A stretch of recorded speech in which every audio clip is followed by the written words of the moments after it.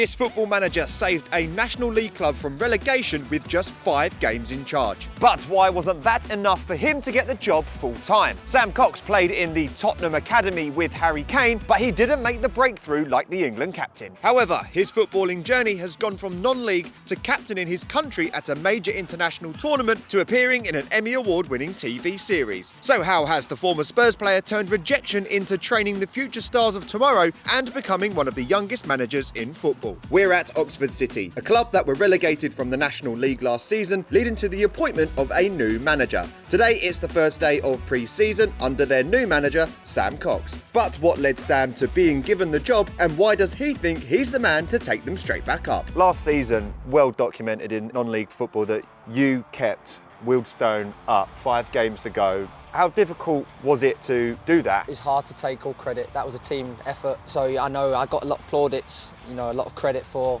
being part of something where we achieved, what everybody deemed to be the unachievable. It was a team effort. It was a group effort. Absolutely. And those players were fantastic, and the staff that were left behind were fantastic, and the fans were fantastic.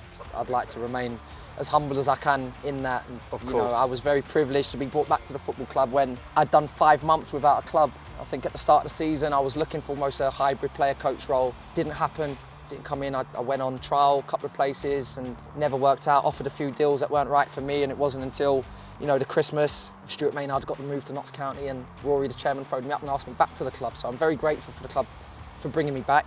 And getting those 5 games, it's hard to pick a group up when I think we'd won 2 games in 18, something like that. It was really tough. So to pick the boys up and try and get them to buy into a philosophy as such, what wasn't too different to what we was doing, but just small tweaks. Okay, we might need to go a bit more direct. We altered things a little bit. We went a bit more aggressive on the press, and we got some really good results, and we stayed up. So yeah, listen, that season end, and the club decided to go in another direction, and that's football. Of course, there was disappointments at the time, but it's led to me getting this opportunity here at Oxford. Fantastic football club, and when one door closes, another door opens.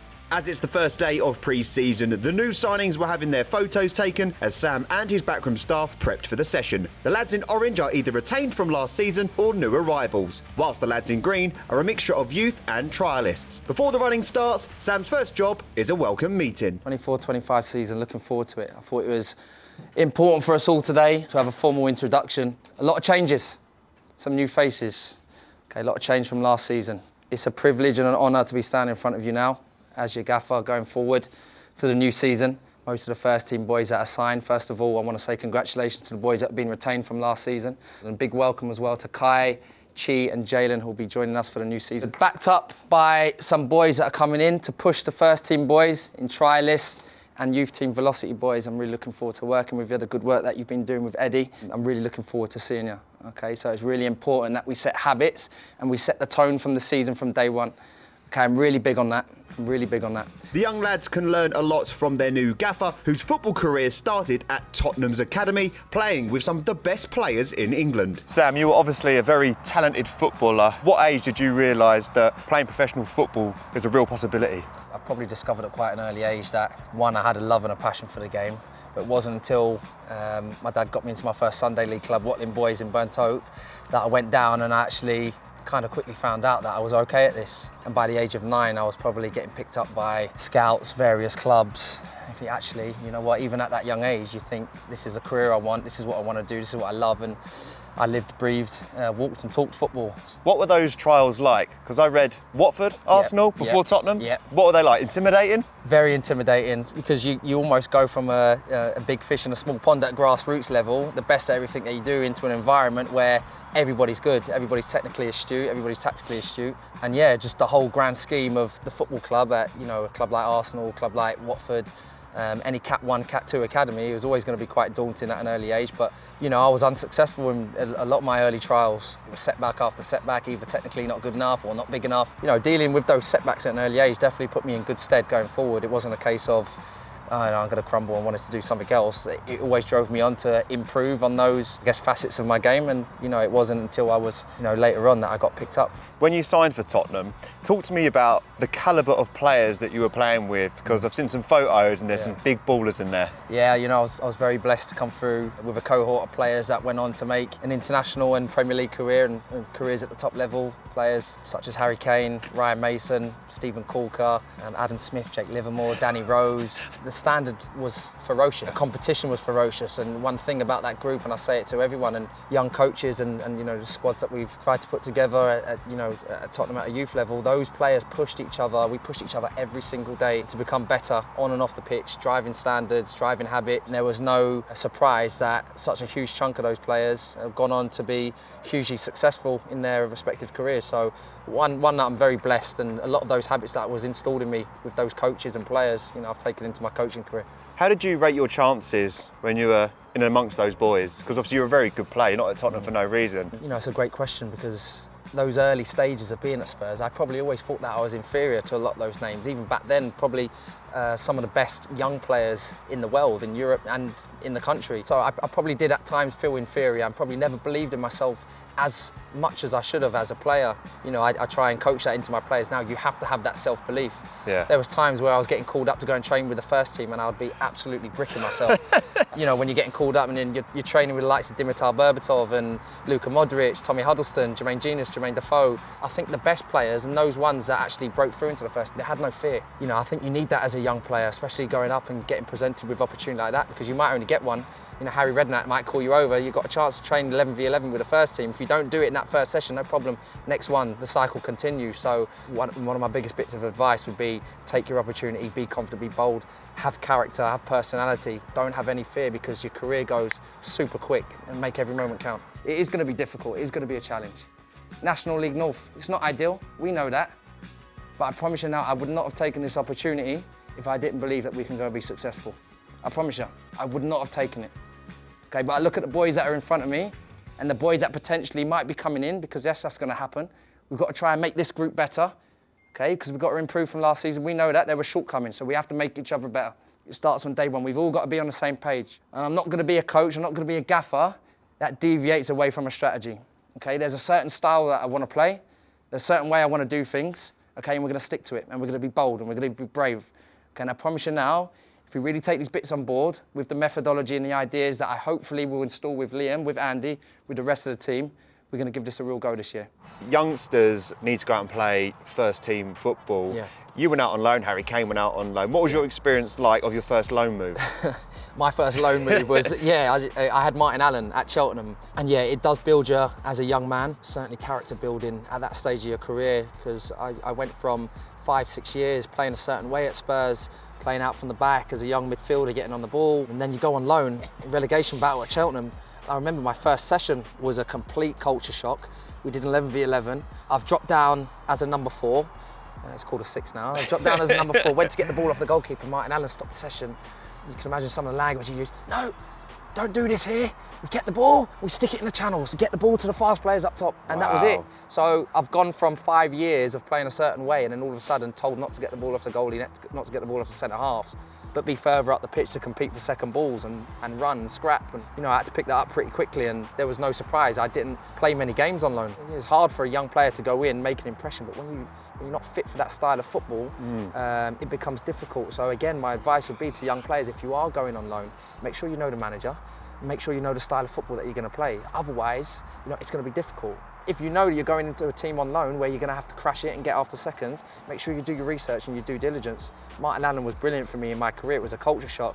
But boy, did I know when I dropped down into the Football League, those messages that he gave me early on, I had to take into my career and, you know, adapt my style of play. Otherwise, I would never have played. Whoever it is coming to watch you on a match day, okay, I'll ask you the question. What do you want them to say to you after a game? What do you want them to say an Oxford City team looks like? Go on, I'm opening it up to you. What do you want them to look? What do you want them to say? Professional, okay? Same page? Yep. Ball playing, good. Ball playing / style. Anything else? Hard working, good. Don't mind that.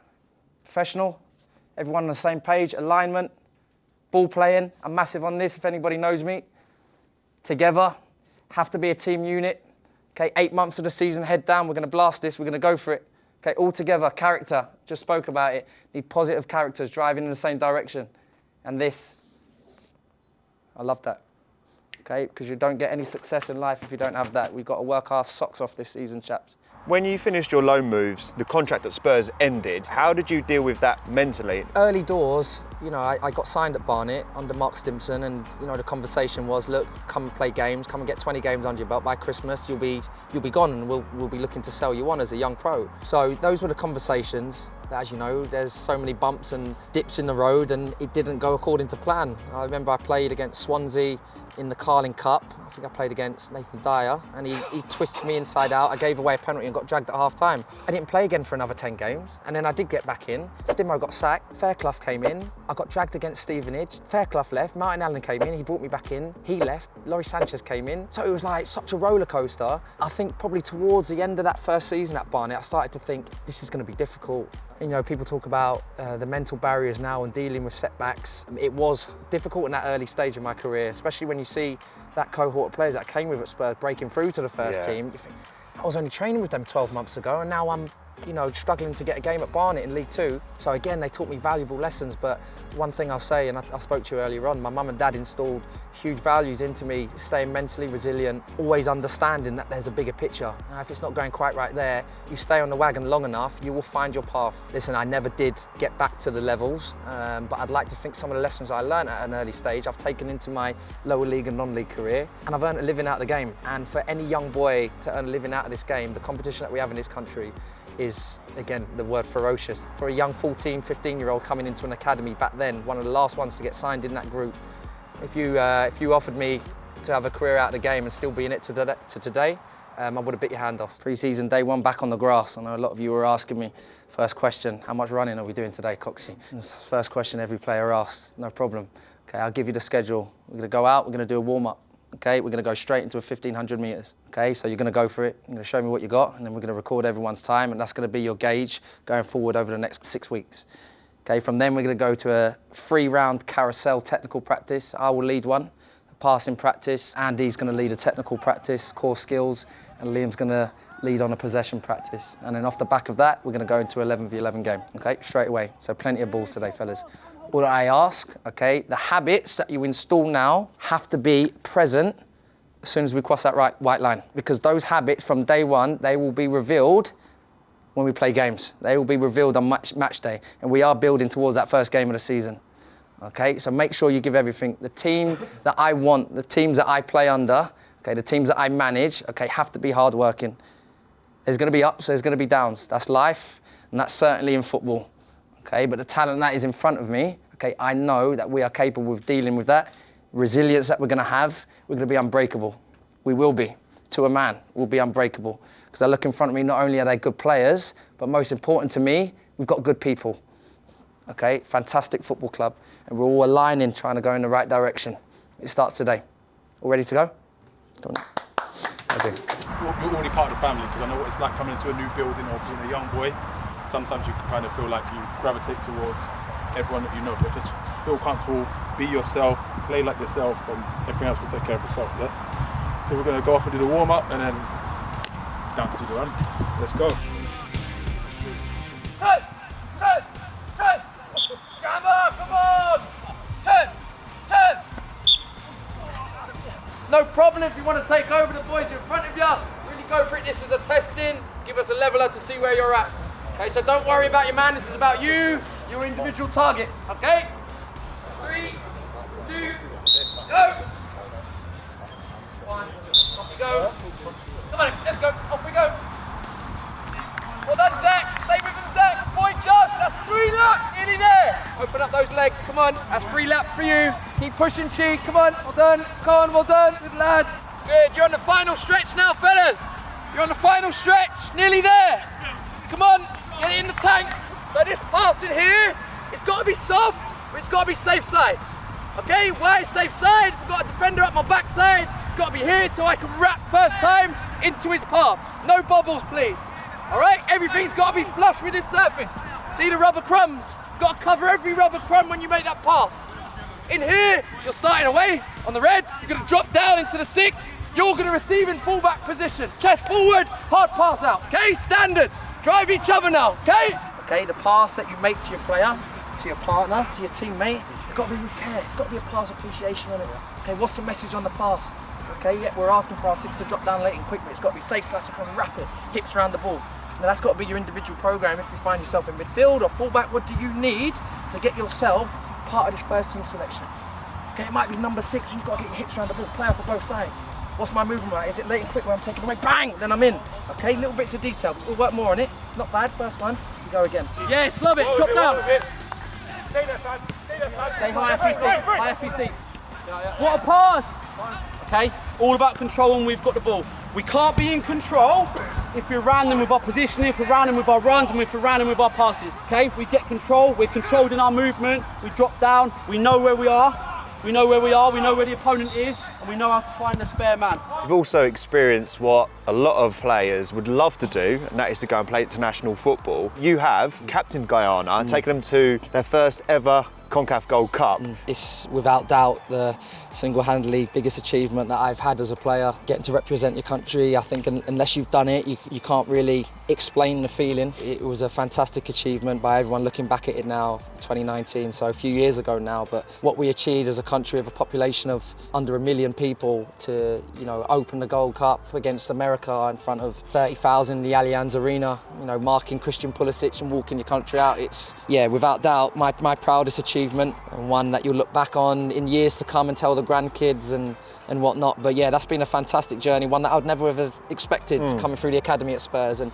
it just shows, you never know where this football journey is going to take you. If you stay on the boat, you don't know where it's going to take you. So even when you feel like things are down and out and you've been released, not got contracts, setbacks, injuries, you just got to stay on the wagon because you don't know where it's going to take you. And football's taken my journey around the world. Good, first touch, hard pass, great pass, you, brilliant, hey, brilliant, like it, well played. Start on the white here, here. When it comes around, you're going to bounce off me. Okay, away, bump, then drop down, okay? Wait, you're away, don't be eager yet, now go, yep, play, snap, good, well played. Football took you from Tottenham to non-league to Guyana. How did you end up in Ted Lasso? Again, I go back to, will certainly be an element of, God has been present in my life from start to finish, but certainly I look back at my journey and I often wonder, how have I ended up in these places? How have I ended up on the #1 show on Apple TV across the world? Even throughout my whole football career, I've probably been noticed more from that little stint on Ted Lasso that I've had than any time in my career. So I was coaching Richie Hanlon's son, Jamie Hanlon, who was at Hayes and Yedding, and Ted Lasso was filmed at Hayes and Yedding. Richie asked me, he said, what are you doing on a Wednesday night? And I said, I'm not doing much. And he said, do you want to come down Ted Lasso? Okay, I'd never seen an episode of Ted Lasso in my life. I heard about it and seen the picture. Yeah, he said, come down. So I've come down. I was in a couple of background shots and one of the producers said, we need somebody to stand next to Jason Sudeikis and Brett Goldstein in one of the shots, and Sod's Law, it pulled Coxie out. They said, yeah, we need you down, come and stand next to Ted over here. So I'm in one of the shots and you can see me in the background of one of them in season 2. Didn't realise Chris Powell was in the show as well. Chris Powell was working with me at Spurs, and I think England were going away with the Euros, and Chris Powell was going away. He said, Coxie, I know you've done some background shots with Ted Lasso. I'm going away with England. Can you just direct some of the scenes? I just need some help directing some of the football scenes. I went down and I helped out. I'd laid out what would be on the set and where players should stand, what football actions they should do.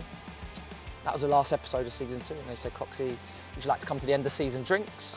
Yeah. They had a little five-a-side tournament. I was with Cristo Hernandez, he plays Danny Rojas, Phil Dunster. Got talking to some of the directors and producers. And they said, Coxie, have you ever done any acting? I said, only in GCSE. And they said, how would you like being in season 3? And I took it with a pinch of salt. A couple of months later, I got a call from an unknown number, and it was one of the ladies from Warner Brothers, and he said, look, we really liked your personality. How would you fancy being in season 3? We've got a role of Armando for you to play. You're going to play for West Ham, the rival team to AFC Richmond. Stop it there, you go, no, I'm all right, thanks, don't play for the Irons, no. I'm a Spurs boy, what are you on about? I know, man, I couldn't turn it down. I bet you got some stick for that, didn't you? No, I couldn't when I saw the contract, I couldn't turn it down. Yeah. How much? Yeah, nice. Exactly. What a journey that was. One of the best things I've ever done. What can fans expect when they come to watch as Sam Cox and his team play here? I'd like to think the fans could come and see an attractive style of football. An attractive style of football that at the end of the day we want to win football matches, and we will do our best to do so. How we're going to do that, we're going to be front-footed, we're going to be hard-working, we're going to be gritty, resilient, but also when we land on the ball, everything's going to be with control. There's going to be a purpose and it's going to be detailed and there's going to be a structure behind everything.